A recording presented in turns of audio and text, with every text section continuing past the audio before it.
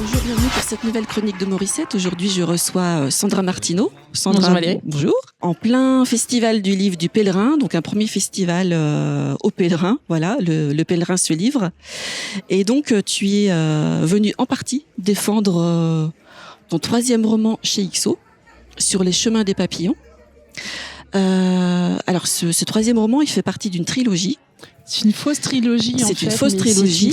Et les deux premiers peuvent être lus indépendamment. Les trois. Les trois. On peut même lire celui-ci sans avoir abordé les autres. Ça a été travaillé, c'était une condition effectivement chez XO, travailler ce livre pour qu'il puisse se lire de façon indépendante.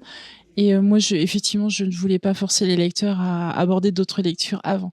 Qu'on me lise par choix, mais pas par obligation. Alors, quel est le lien, en fait, entre ces trois romans? Ce sont les personnages?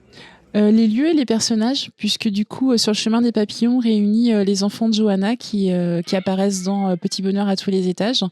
Et eux viennent à la rencontre un peu forcée, bien sûr, de leur grand-père, puisque leur mère a des choses à régler et elle les jette, littéralement, avec les valises et le chien chez leur grand-père, sans plus d'explication que cela.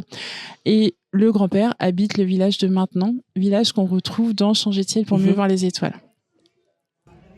Donc dans le premier, on retrouvait le personnage de Chloé, oui, qui est autrice, qu'on retrouve aussi dans celui-là. Oui. Et qui, dans celui d'avant, on ne veut pas spoiler, mais elle a une nouvelle aventure aussi, une petite aventure. Et dans celui d'avant, voilà, c'était le personnage de Johanna. Et donc dans celui-là, c'est le personnage de Jacques. Voilà, oui, tout à fait. Son papa. Son papa. Est-ce que tu peux nous présenter ce personnage de Jacques, qui est majoritairement le narrateur en fait de ce roman? Oui, bien sûr. C'est vrai que je fais le choix d'avoir toujours un narrateur principal et des rôles secondaires, on va dire.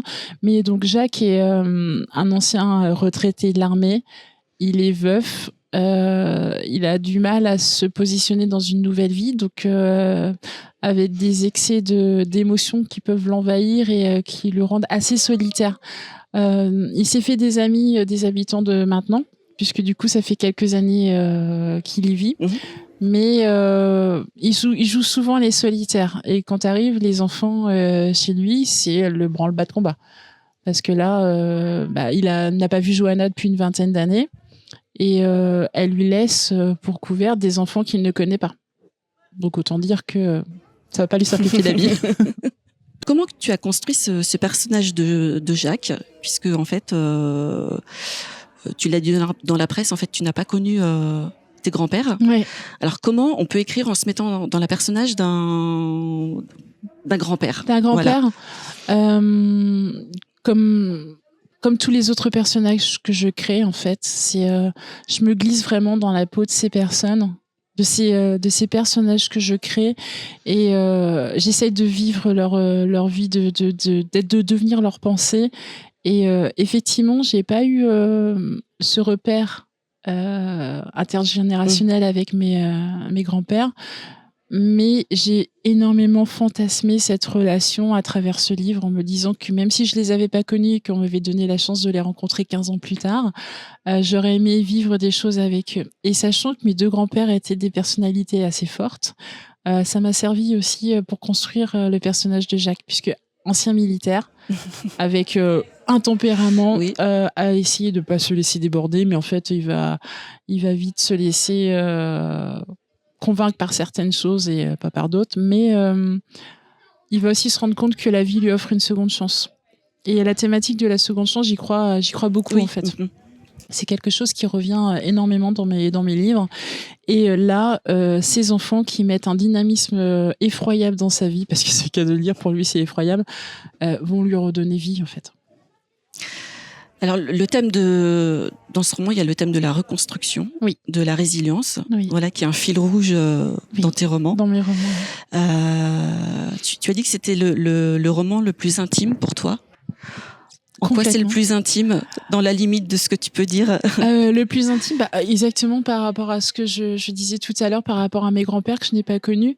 Et on rentre aussi dans cette intimité, dans le sens où le temps qui passe nous offre des limites dans les rapports qu'on peut établir avec les gens. Et je m'en aperçois au quotidien. Ayant perdu déjà tous mes grands-parents, en fait, je me rends compte que la vie est limitée et qu'il y a des rapports qu'il faut continuer d'entretenir et essayer de développer au maximum de ce qu'on peut faire avec notre entourage. Parce qu'on est là un temps et que faut que ça serve au mieux quand même. Alors, tu fais passer des messages aussi. Il y a notamment le fait que c'est pas parce qu'on est vieux qu'on peut pas retomber amoureux. Exactement. Ou redécouvrir l'amour. Bien sûr. Voilà, c'est le cas de Jacques. Oui. Voilà. Tu fais passer le message aussi pour les jeunes en mettant en avant le fait que sans téléphone portable, sans télé, ça peut ouvrir des voies sur plein de choses. Sur plein de choses. Ça fait écho justement au titre de ton livre, oui. Sur le chemin des papillons. Bien sûr. Voilà.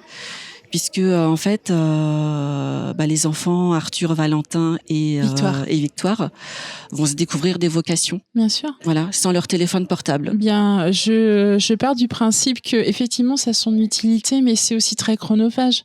Et ce temps qu'on consacre aux écrans, du temps où j'étais plus jeune, on n'avait pas ces écrans et je me rends compte qu'on était très créatif. Après, la créativité s'exprimait autrement que par le digital, en fait.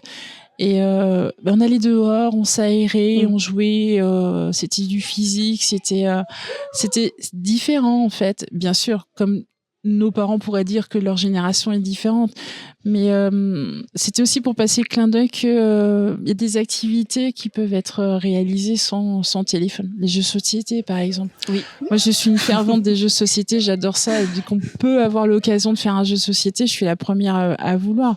Et là, Jacques et ses petits-enfants vont passer des moments mémorables, alors que les téléphones auraient été présents.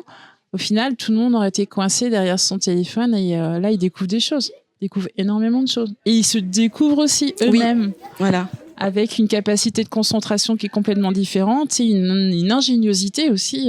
Parce que bon, les aînés... les aînés préparent des jolis coups quand même.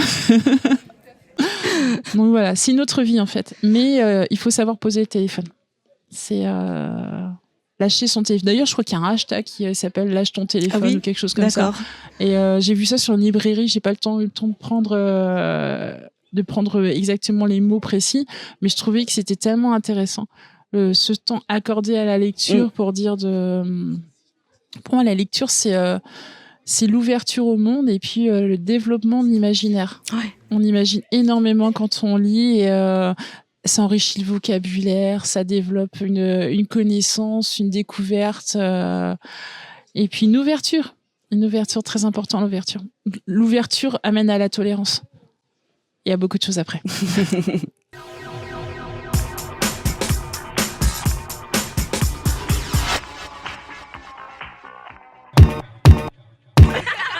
Yeah.